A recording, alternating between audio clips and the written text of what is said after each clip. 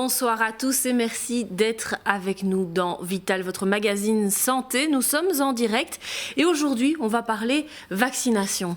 On reçoit comme invité Michel Mouchen. Merci d'être avec nous. Avec plaisir. D'avoir accepté de répondre aux questions de nos téléspectateurs durant 40 minutes. Philippe, vous allez relayer avec nous également les questions qui seront posées en live sur le Facebook durant cette émission. Oui, effectivement. Bonsoir à tous. Bonsoir Fanny. Bonsoir docteur. Juste une petite précision. Voilà, c'est 2021. On redémarre sur de bonnes bases. Par rapport aux émissions précédentes, on a fait une petite mise au point sur le live Facebook, puisque vous pouvez nous y rejoindre également pour poser vos questions. Désormais, nous ne laisserons apparaître que les questions et uniquement les questions, pas les avis, pas les critiques, simplement les questions pour une bonne et simple raison, c'est que le principe de cette émission, c'est de répondre justement à vos questions. Et donc, pour faciliter leur gestion et l'efficacité dans nos réponses, on a décidé donc de prendre cette petite mesure. Donc voilà, si vous avez vos questions, n'hésitez pas à les poser. Si c'est un avis, là, vous le regardez pour votre page perso sur Facebook. Et on va essayer de faire le maximum, Fanny. Exactement. Alors, ces questions, elles nous ont été envoyées ce week-end. Elles sont également envoyées maintenant pendant le live Facebook. On a déjà eu des réactions et notamment par rapport à vous, notre invité, donc Michel Mouchen.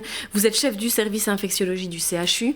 Il y a eu une réaction ou l'autre concernant conflit d'intérêts. Avant de participer, avant d'entamer cette émission, de rentrer dans le vif du sujet, c'est bien peut-être de mettre les choses au clair dès le départ à ce sujet-là. Absolument, je suis d'accord. Je pense que quand on parle de vaccination en général, me semble-t-il, on n'a pas besoin de citer ces conflits d'intérêts parce qu'on parle science, mais on va parler de marques de vaccins, Pfizer, Moderna, donc je pense que c'est de bonne guerre de les mentionner. Et donc toute personne peut consulter le site betransparent.be et donc ils verront à mon nom que j'ai reçu en 2020 750 € de la firme Pfizer justement pour des exposés sur le pneumocoque et un peu d'argent, 1400 si mes souvenirs sont bons, de Novartis pour une analyse d'un dossier concernant une maladie orpheline. Voilà. Merci pour ces précisions, c'est important. Comme ça, on ne revient plus justement pendant ces 40 minutes qui nous sont précieuses, on ne revient plus sur ce sujet-là. Les chiffres de contamination étaient en baisse. Jusqu'ici, on repart là avec une légère hausse, mais l'heure n'est pas spécialement à analyser cette troisième vague. Ici, on a décidé de parler justement de vaccination et de toutes ces questions légitimes que vous vous posez. On va commencer directement. Philippe, peut-être un chiffre déjà, c'est 20 000 personnes, 20 000 Belges aujourd'hui qui sont vaccinés. La première question qu'on nous a posée qui revient souvent, c'est le planning de vaccination. Et par exemple, Isabelle qui dit, une fois que les prioritaires volontaires déterminés seront vaccinés, comment procéder pour les autres personnes par tranche d'âge, une liste sur laquelle on peut s'inscrire, j'ai 62 ans et j'ai hâte d'être vacciné. Est-ce qu'on sait déjà répondre à ce genre de questions, Michel ? Isabelle, je ne suis pas la meilleure personne pour répondre à ça, donc il y a une task force avec des personnes qui vraiment ont analysé le phasage et l'organisation pratique, je n'en fais pas partie. Il est bien évident que le fait d'avoir la soixantaine constitue en soi un facteur de priorité, en plus des autres comorbidités. Et il est bien évident que vous serez vacciné, me semble-t-il, dans les quelques mois qui viennent, savoir exactement quand cela se fera et par quel intermédiaire. Je suis prêt à revenir dans quelques semaines si vous m'invitez pour en donner plus de détails, mais je n'ai pas cette information maintenant. Les informations, elles vont tomber, le gouvernement va communiquer, on imagine qu'il va y avoir un plan quand même assez bien sûr, il est très précis, mais il est susceptible d'être modifié. Et ce qu'on n'a pas encore, c'est on a un plan avec un ordre dans les personnes qui vont être vaccinées. Donc pour le moment, comme vous le savez, ce sont les résidents des maisons de repos, le personnel médical qui est au contact des patients Covid, et puis suivront les personnes de plus de 65 ans, et puis suivront toute une série de comorbidités, savoir comment on gérera des personnes qui ont deux comorbidités, 62 ans, est-ce qu'elles seront malgré tout en ordre... Bon, tout ça va devoir être arbitré en quelque sorte, et je n'ai pas une réponse précise à ce stade, mais je pense que le bon sens des médecins et des médecins généralistes jouera. Preuve que, en tout cas, le sujet est important. J'ai déjà 2 questions sur le Facebook Live, justement, à vous adresser. C'est Océane qui nous demande si le vaccin est dangereux ou pas. Et puis l'autre question de Marina, y a-t-il des contre-indications médicales à la vaccination? Voilà, on est sur plus ou moins la même thématique. D'accord. Donc le vaccin n'est pas dangereux. Donc le fait que ce soit un ARN, évidemment, ce sont des termes que le grand public n'entend pas tous les jours, n'est absolument pas problématique. Donc c'est une façon différente simplement d'avoir l'expression d'une protéine contre laquelle on veut obtenir une réponse immunitaire. Il n'y a aucun risque de modification du génome par ce type de vaccin. Donc ce n'est pas dangereux. C'est un vaccin qui peut créer des réponses inflammatoires locales avec de la douleur, de la fièvre, etc. Peut-être plus que les vaccins habituels. Mais sur les 2 millions de personnes qui ont reçu ce vaccin aux États-Unis dans ces dernières semaines, 2 millions, c'est pas rien, on a noté un nombre d'événements indésirables tout à fait modeste, quelques centaines. Et en termes de réactions allergiques graves, on est à une vingtaine de cas qui se sont toutes résolus de façon très heureuse, sans décès ou hospitalisation ou complications. Donc ce n'est pas un vaccin dangereux. Et pas de contre-indication? Alors, il n'y a pas de contre-indication, sauf des personnes... Donc, il n'y a pas de contre-indication, sinon les enfants, puisque les études n'ont pas été faites chez des moins de 18 ans, si mes souvenirs sont bons, pour Moderna et pour 16 ans pour Pfizer. J'inverse parfois les deux. Et donc, on pourrait craindre éventuellement cette réactogénicité à laquelle je viens de faire allusion, qu'elle soit plus marquée chez les jeunes, qu'un système immunitaire plus au taquet, allons-nous dire. Et donc, pour le moment, on ne va pas les vacciner avec ces vaccins-là, en tout cas. Des personnes qui seraient connues comme étant allergiques à un des composants du vaccin, qui sont dans les deux cas, que pour le Moderna et le Pfizer, le polysorbate, ça constitue également une contre-indication, mais c'est des cas relativement rares. Les autres cas les plus fréquents, des allergies alimentaires connues, des chocs anaphylactiques sur un antibiotique, ce ne sont pas des contre-indications, mais on considère que c'est des personnes qu'il faut surveiller plutôt 30 minutes que 15 minutes par exemple. Et alors, je vais pas monopoliser la parole, mais il y a aussi la problématique des femmes enceintes qui n'ont pas fait l'objet dans les études qui ont été publiées, que ce soit pour Pfizer ou Moderna, il n'y a pas eu de femmes enceintes. Donc le principe de précaution voudrait qu'on ne les vaccine pas. Néanmoins, toute une série d'instances scientifiques, notamment de gynécologie, d'obstétrique de par le monde, font valoir le fait qu'il n'y a jamais eu aucune observation d'un effet délétère, que ce soit dans des expériences animales ou dans les études cliniques ou dans les 2 millions de cas parmi lesquels il y a très probablement des femmes enceintes.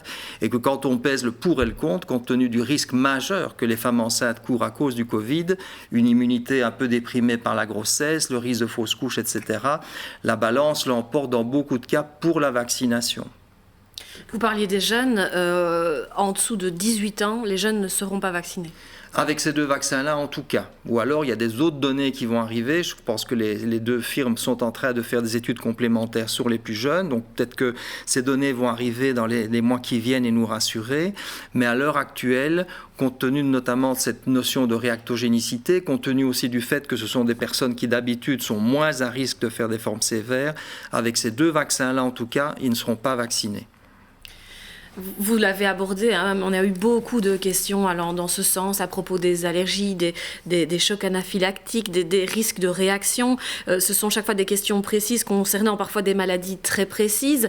Est-ce qu'il faut renvoyer les gens vers les généralistes à ce sujet-là, ou est-ce qu'on peut essayer de répondre à certaines de ces questions? Oui.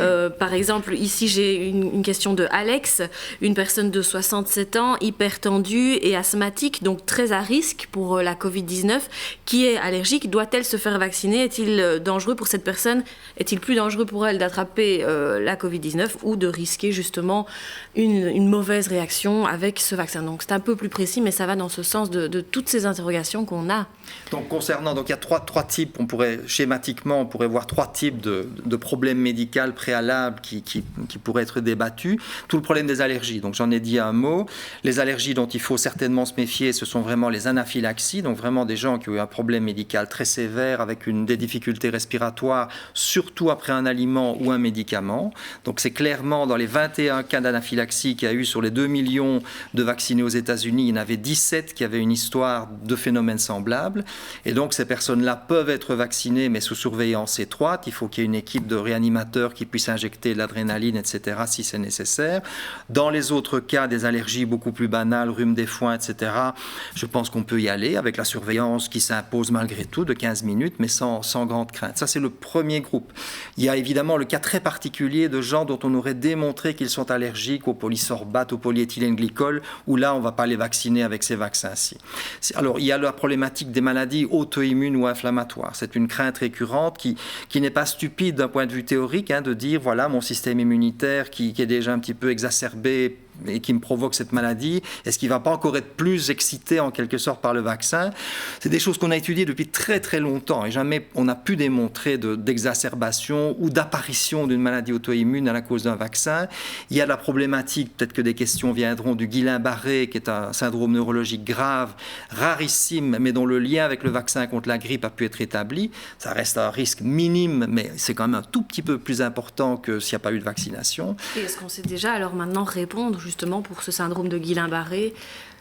Alors, on n'a pas observé de Guillain-Barré après le vaccin avec le Covid, mais on a observé des Guillain-Barré après le Covid. Donc, il est bien évident que si un vaccin est capable d'induire un effet secondaire à cause de l'antigène qu'il contient, en termes techniques, mais il est bien évident que l'infection elle-même en est capable et bien plus capable encore. Alors, évidemment, dans la balance risque-bénéfice, s'il n'y avait pas de Covid et si on disait, bon, il va peut-être y avoir des cas de Covid dans 10 ans, est-ce qu'il faut vraiment se faire vacciner? Je dirais, bon, écoutez, si vous ne le sentez pas, ne le faites pas, pourquoi pas?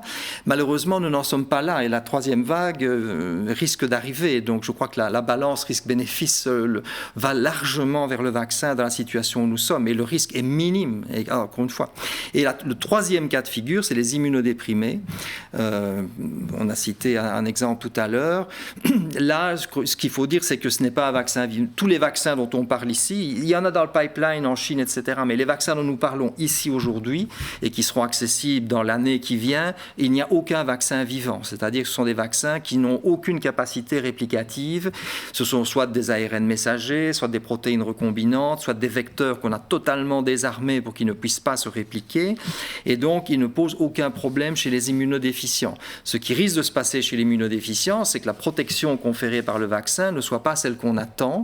Et donc, on va vacciner la plupart de ces personnes, mais en veillant à leur dire, écoutez, ne prenez pas ceci comme une protection absolue. Soyez prudents et si vous avez des symptômes inquiétants, n'hésitez pas à consulter pour que des médicaments autres vous soient prodigués. On rappelle aussi qu'il y a un ordre qui sera donné par le fédéral au niveau de la vaccination, bien de sûr. Comment ça va se dérouler, bien entendu, et que votre médecin est votre interlocuteur privilégié quant à savoir quel vaccin vous allez recevoir, bien à quel moment, et à propos de quel vaccin. Nous avons évidemment des questions à poser. Christiane, tout d'abord, qui demandait quelle était la différence fondamentale entre le vaccin Pfizer et Moderna.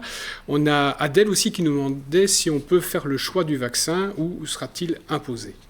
Alors, la première question, il n'y a pas de différence fondamentale. Donc, ce sont des vaccins qui sont basés exactement sur la même technologie, des ARN messagers qui ont subi la même maturation, je dirais, technique, tous les deux, avec en partie des équipes qui ont travaillé ensemble, etc. Je peux vous demander de repréciser juste l'ARN messager, que tout le monde comprenne bien en une phrase, si donc, c'est possible. Ça va être difficile. Une longue phrase, alors.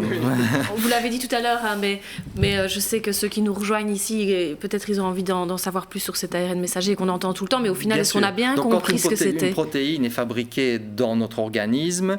La machine qui fabrique les protéines lit une information qui est fournie sous la forme d'un ARN messager. Donc, c'est quelque chose qui dérive de nos chromosomes, mais qui n'est pas de l'ADN. C'est une sorte de transcription d'une petite partie d'information qui se trouve dans nos gènes et qui va être traduite en protéines par les ribosomes notamment. Donc ce qu'on va fournir ici, c'est uniquement ce petit morceau d'information qui ne peut pas retourner dans les chromosomes, c'est pas possible, mais qui va permettre à nos propres ribosomes, donc la machinerie qui fabrique les protéines, de fabriquer une protéine du Covid, qui est la protéine Spike, qui est une façon extrêmement efficace de générer une réponse immunitaire.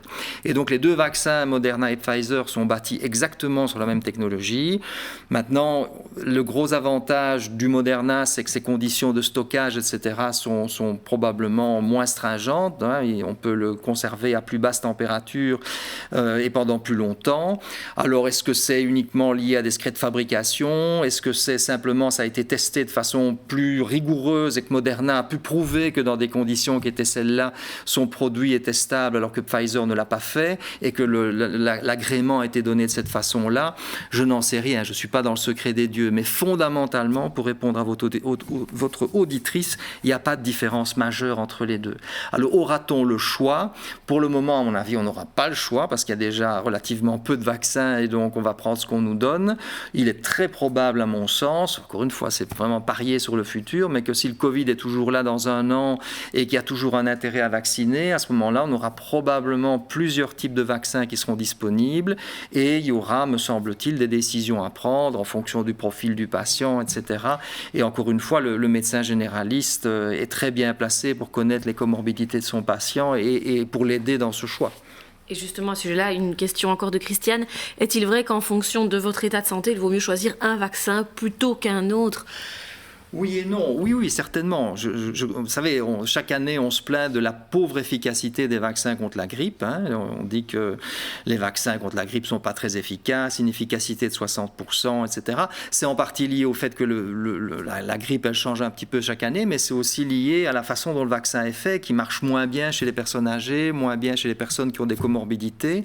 Et donc, précisément, l'avantage de ces vaccins à ARN messager, c'est qu'ils sont beaucoup plus efficaces, y compris chez des personnes âgées, comme l'ont montré les études publiées dans New England. Et donc, je dirais qu'a priori, une personne qui a un système immunitaire moins vaillant, que ce soit à cause de l'âge ou de comorbidité, on aurait plus tendance à lui conseiller, bien évidemment, ces vaccins de dernière génération que des vaccins recombinants. Il faut d'ailleurs signaler que parmi les contrats que la Belgique ou l'Europe, je ne sais plus où les deux, avaient conclus avec des grandes firmes de fabrication de vaccins, il y avait le vaccin de Sanofi GSK, qui est un vaccin tout à fait plus classique, en tout cas, un vaccin recombinant. Donc là, on fournit non pas l'ARN messager, mais la protéine, qui a été synthétisée dans un système purement synthétique. Donc, mais c'est la protéine qu'on fournit. Et malheureusement, les premières données sont décevantes en termes d'efficacité. Du coup, ça prend du retard. Donc, c'est bien la preuve que si on veut vraiment une réponse très efficace chez ceux qui en ont le plus besoin, c'est-à-dire les personnes plus âgées avec des comorbidités, eh bien, ces vaccins de dernière génération sont particulièrement utiles et on a de la chance qu'ils soient arrivés au bon moment.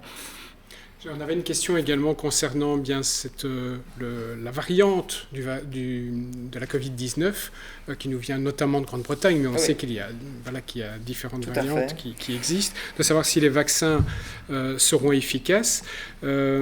C'était Robert qui nous posait cette question-là. Il y avait également, je pense, Pierre sur Internet. Vous êtes beaucoup à nous poser des questions. C'est une question pertinente, évidemment. Et donc, effectivement, est-ce qu'ils seront valables maintenant? Est-ce qu'ils sont performants maintenant? Et est-ce qu'ils tiennent compte d'éventuelles modifications? Voilà, donc il y a plusieurs éléments de réponse à donner. Il y a d'abord une réponse, je dirais, théorique, c'est de dire que, vous savez, les virus ils mutent tout le temps, que ce soit le virus du sida, la grippe, etc. Donc les virus mutent et on a étudié au CHU de Liège comme dans d'autres hôpitaux par des techniques de biologie moléculaire l'évolution génétique du virus depuis le début de l'année précédente. Donc ça c'est normal, mais il faut savoir que le virus peut muter de plein de façons, mais qu'il y a des éléments de sa structure pour lesquels il n'a pas le droit de trop changer de structure, sinon il perdrait lui-même. Il pourrait échapper au système immunitaire, mais il perdrait aussi son infectivité, et ça, il ne peut pas le faire. Et donc, les mutations dont on a parlé, qui accroissent l'infectivité, elles vont malgré tout conserver ce contre quoi le vaccin essaie de nous immuniser. Donc ça, c'était une vision un petit peu théorique et optimiste, mais qui était la mienne et que j'ai défendue il y a quelques temps. Et évidemment, on attendait la confirmation de ça. Et alors, on a eu, il y a 2 ou 3 jours, on a pu, je pense que c'est Pfizer qui a publié ça, mais je crois que Moderna va le faire aussi. Ils ont tout simplement pris les anticorps générés chez les personnes qui ont été vaccinés et dans des systèmes in vitro où on prend des cultures de cellules, on met le virus sur ces cultures de cellules et on peut voir si évidemment le virus va infecter massivement ces cultures de cellules, et ce qu'on fait c'est ajouter le sérum du patient et voir si le sérum du patient est capable d'inhiber cette infection. S'il est capable de le faire avec la souche mutante, c'est que manifestement le vaccin marche contre la souche mutante, et d'après ce papier qui est sur un serveur de publication rapide, je dirais, qui n'a pas encore été reviewé par tous les comités de lecture, mais qui semble solide malgré tout, ces anticorps marchent tout aussi bien contre la souche mutée. Donc, on est relativement rassuré contre ces souches mutantes, y compris la variante sud-africaine. Enfin, il y a toute une série de choses. Donc, je pense... Et alors, malgré tout, le dernier élément de réponse, c'est de se dire que un des intérêts de ces vaccins ARN, c'est qu'ils sont extrêmement versatiles et qu'introduire dans ces liposomes de l'ARN incluant les mutations des différents virus en question, question ne poserait pas de problème particulier. Évidemment, ce serait en retard, il faudrait voir si on devrait faire d'autres études, etc. Mais manifestement, des solutions seraient là aussi. Techniquement possible. Alors vous parliez d'immunité, ça m'amène à une question de Patricia. Pour les personnes qui ont développé la maladie, qui sont encore plus ou moins immunisées, est-ce que ce vaccin n'est pas contre-indiqué pour celle-là? Il n'est certainement pas contre-indiqué, donc il n'y a pas de risque d'avoir une réaction. Vous savez, les réactions, bon, c'est très technique, hein, mais les réactions dont on parle, c'est-à-dire la réactogénicité, le choc anaphylactique, l'allergie, c'est vraiment des phénomènes immédiats. Or, l'ARN messager ne va permettre la production d'une protéine qu'après plusieurs heures. Donc manifestement, c'est une réaction purement inflammatoire à des composants du vaccin, ça n'a rien de spécifique, et donc il n'y a pas de raison que ce soit plus marqué chez quelqu'un qui a déjà fait la maladie ou pas. La grande question est de savoir si c'est nécessaire de le faire. Est-ce qu'on peut dire que les personnes qui ont fait le Covid ont déjà une protection optimale et que dès lors, pourquoi se faire vacciner dans ces conditions-là? C'est une question qui peut être posée. Alors, à laquelle pour le moment il n'y a pas de réponse. Il y a quand même des réponses. C'est de dire que si on prend tous les cas de Covid, les sévères et les peu sévères et les peu symptomatiques, globalement, le vaccin génère de meilleures réponses immunitaires que l'infection naturelle. Pas dans tous les cas, il y a des cas où c'est probablement équivalent, mais il y a des cas où clairement les titres d'anticorps atteints grâce au vaccin sont plus élevés qu'après une infection naturelle. C'est surprenant, ça. C'est surprenant et ça pourrait s'expliquer par plein de mécanismes qui sont liés aux trucs que le virus utilise pour se faufiler dans le corps, etc. Mais c'est ce qui est observé. Il y a beaucoup de gens d'ailleurs, on en a parlé tout au début, qui font des Covid peu symptomatiques et qui n'ont strictement aucun anticorps. Ils n'en ont pas généré. Alors vous allez me dire, s'ils rencontrent le Covid une deuxième fois, ça va à nouveau bien se passer, donc il n'y a pas besoin de les vacciner. Oui, mais ça, on ne sait pas. On ne sait pas. On a peut-être eu de la chance une fois, on n'aura peut-être pas de chance deux fois. Donc, ce qu'on dit pour le moment, c'est les recommandations américaines d'un comité dépendant des CDC, l'advisory, la CIP, le comité sur les pratiques vaccinales, qui dit que les personnes qui ont fait un Covid durant la première vague, il y a plus de 3 mois en tout cas, on les vaccine comme les autres en fonction des groupes de risque auxquels ils appartiennent. Si on a quelqu'un qui vient de faire un Covid très récent, il y a moins de 3 mois, on peut en effet présumer qu'il a une immunité relativement solide et que s'il n'y a pas un autre facteur majeur qui nécessiterait qu'on le revaccine, eh bien on peut le déclasser en ordre de priorité par rapport aux autres, mais il n'y a pas de risque de le vacciner quand même. Vous parliez tout à l'heure des chocs anaphylactiques, des réactions allergiques et de la surveillance qui s'imposerait après chaque vaccination. Anne a posé une question. Lors du vaccin, combien de temps resterons-nous en surveillance pour une éventuelle réaction? Donc il est prévu dans le protocole que chaque vaccination soit surveillée. Tout à fait. Mais comme pour chaque vaccin au final. Pour chaque vaccin au final, c'est un acte médical, hein, donc on ne sait jamais ce qui peut se passer. Une réaction allergique, ça peut arriver. Donc ce qui est recommandé, c'est qu'on surveille minimum les personnes 15 minutes, sauf les personnes qui auraient une histoire d'anaphylaxie sur un aliment, sur une piqûre d'insecte, sur un médicament, où là, on les surveillera au minimum 30 minutes.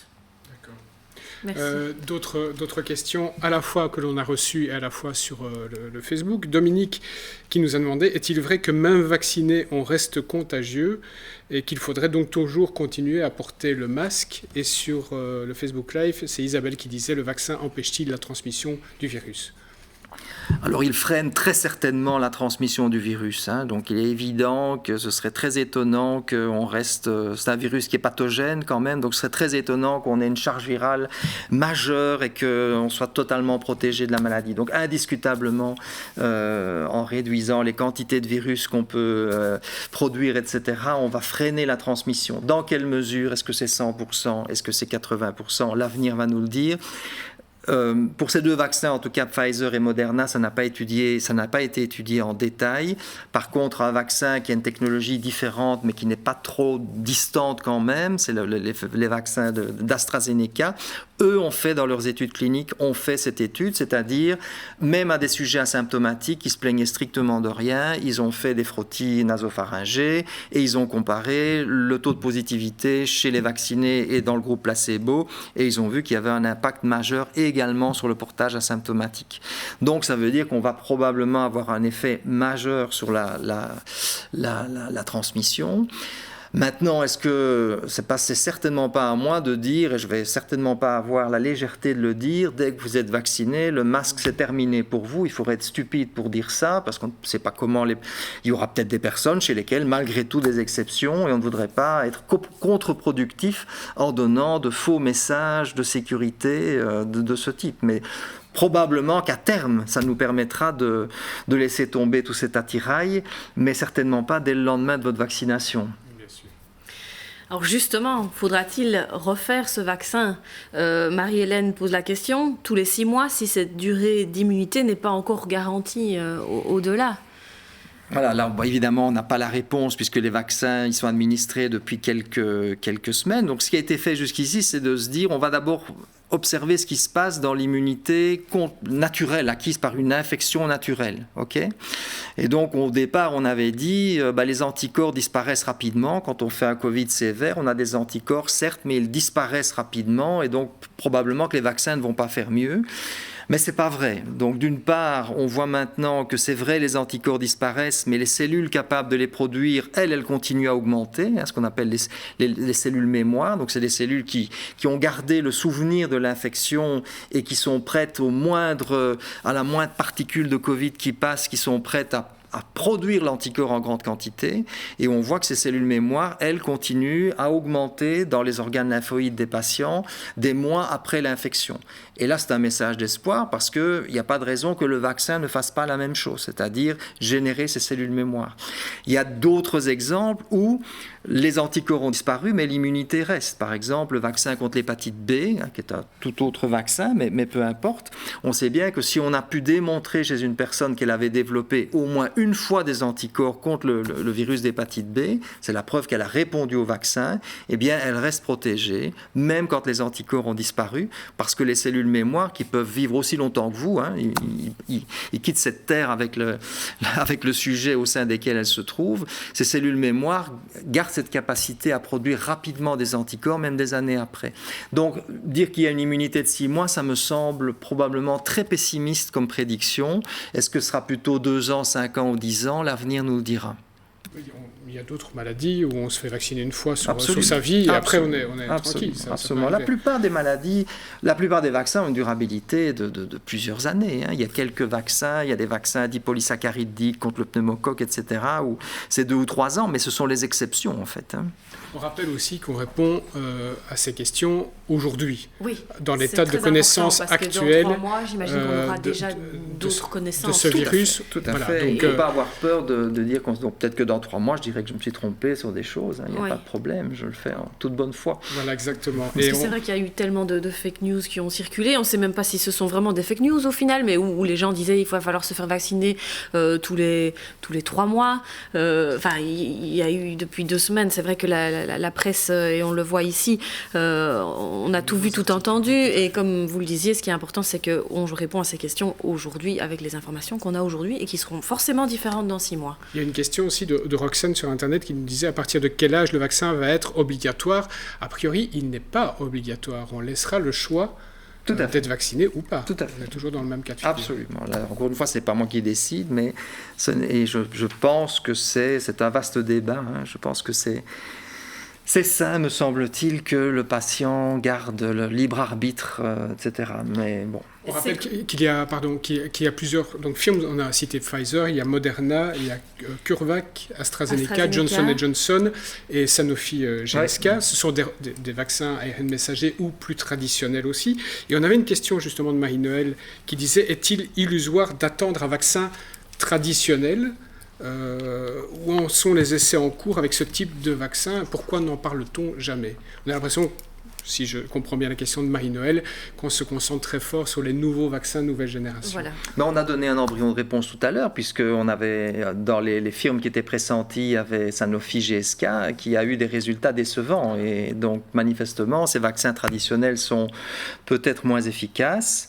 Il y a les vaccins chinois qui sont largement testés en phase 3 au Maroc, notamment, au Moyen-Orient, qui sont des vaccins très traditionnels basés sur des virus tués un peu comme les vaccins antigrippaux. Hein. Mais là, on n'a pas de données très claires de leur efficacité, ni de leur versatilité en cas de mutation, etc. Donc, je ne vais pas faire de comparaison.